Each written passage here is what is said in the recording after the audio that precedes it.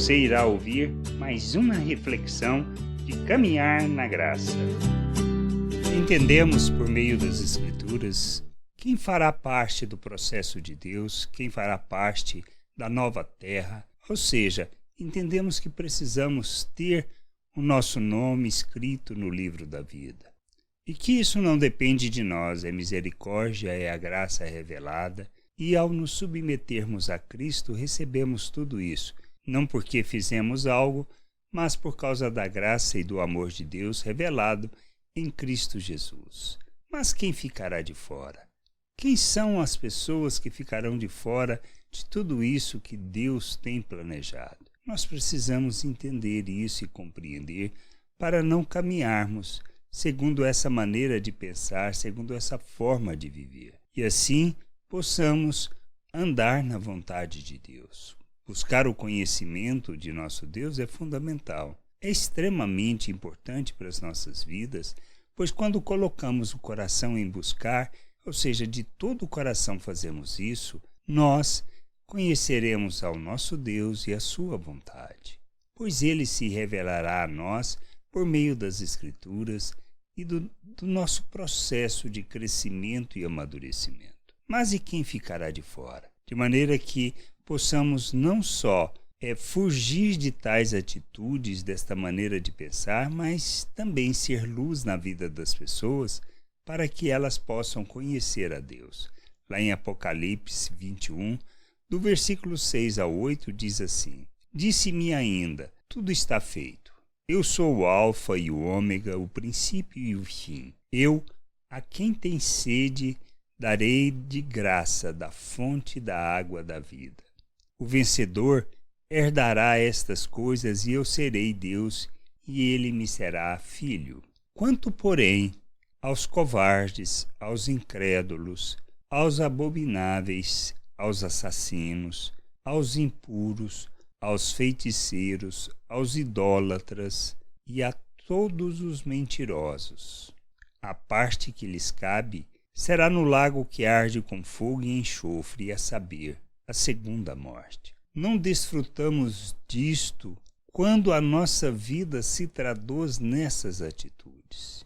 E ele não faz diferença entre pecadinho e pecadão. Desde um assassino a um covarde, ao mentiroso, eles não farão parte do reino de Deus. Por quê? Porque isso não faz parte da natureza de Deus. Isso faz parte da natureza humana. É isso que a gente precisa entender. Nós somos chamados para viver os valores do reino de Deus. Somos salvos para vivermos na plena vontade de Deus. Nós santificamos o nosso proceder para revelarmos o nosso Deus às pessoas para que elas possam compreender. Agora, se nós afirmamos que temos a salvação, que conhecemos ao nosso Deus pela graça, mas continuamos a viver, ou seja, de maneira natural, andando no pecado, ou seja, andando de maneira que traduzamos em nossos atos a forma de pensar natural, nós expressamos que não conhecemos a Deus e que estamos longe de sua vontade.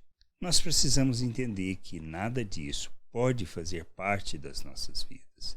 Precisamos crescer, amadurecer, compreender a vontade de Deus e andar nessa vontade, sendo instrumento de justiça e expressão de graça e do revelar do amor de Deus.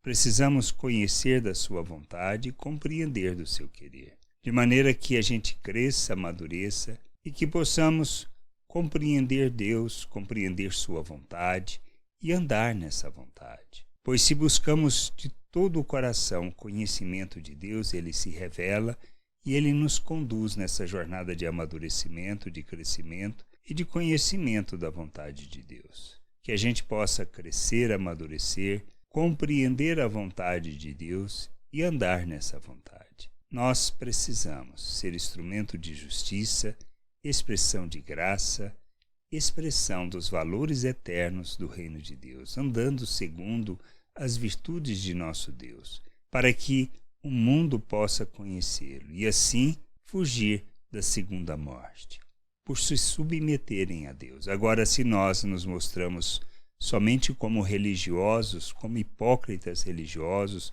como mentirosos, como covardes.